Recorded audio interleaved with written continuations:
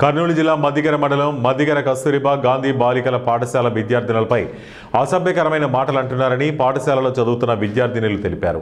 పాఠశాలకు ఇచ్చిన టీవీ కేవలం ఆదివారం రోజు మాత్రమే విద్యార్థినులు చూడడానికి వీలు కల్పిస్తారు. కానీ అందులో ప్రిన్సిపాల్ మేడం జ్యోతిరెడ్డి ఇంటర్మీడియట్ విద్యార్థినులతో నీలి చిత్రాలు చూస్తున్నారని అనడం అసభ్యకరంగా ఉందన్నారు. ఈ విషయాన్ని తమ తల్లులకు తెలియజేయగా ప్రిన్సిపాల్ దగ్గరకు వచ్చి నిలదీశారు. ప్రిన్సిపాల్పై అధికారులు తగిన చర్యలు తీసుకోవాలని విద్యార్థిని తల్లిదండ్రులు కోరుతున్నారు.